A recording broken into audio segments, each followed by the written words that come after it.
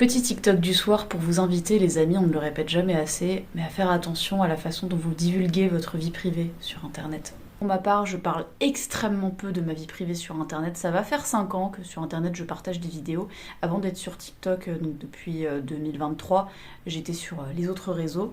Et j'ai toujours fait ce choix de ne pas parler d'aspects vraiment trop intimes. Après, ça c'est un choix personnel. Moi je fais le choix de ne pas parler par exemple de ma vie familiale, de ma vie amoureuse, de plein de choses de mon passé, plein de choses de mon présent aussi, hein, de certains projets, de énormément de choses. Non pas qu'il y ait spécialement des tabous chez moi, dans ma vie intime, c'est-à-dire avec mes amis, etc. Je pense que ces personnes seraient les premières à vous dire qu'avec moi, il n'y a pas vraiment de tabou, que je suis pas du tout quelqu'un de coincé ou quoi que ce soit.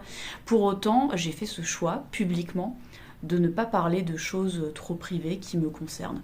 C'est un choix mûrement réfléchi, et je préfère parler de choses beaucoup plus abstraites plutôt que de parler de choses intimes, notamment de choses qui m'ont traumatisée. A l'inverse, j'ai une énorme admiration pour les personnes qui ont fait ce choix de parler d'aspects vraiment très très intimes de leur vie. Je pense notamment à la vie CUL, la vie psychologique, etc. etc.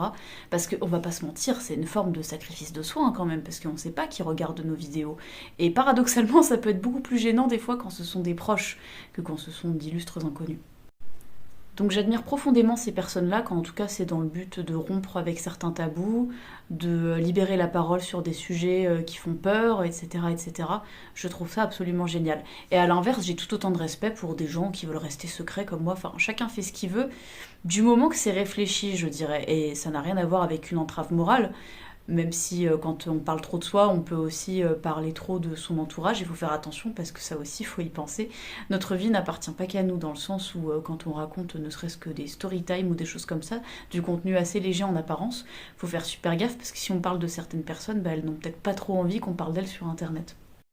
Et je veux dire par là qu'en soi, quelqu'un qui va parler publiquement de sa vie CUL pour rompre avec certains tabous, sans nommer ses partenaires, etc., là-dessus, il n'y a aucun problème moral. Vraiment, j'insiste notamment, la vie CUL n'a aucun rapport avec la moralité en tant que telle.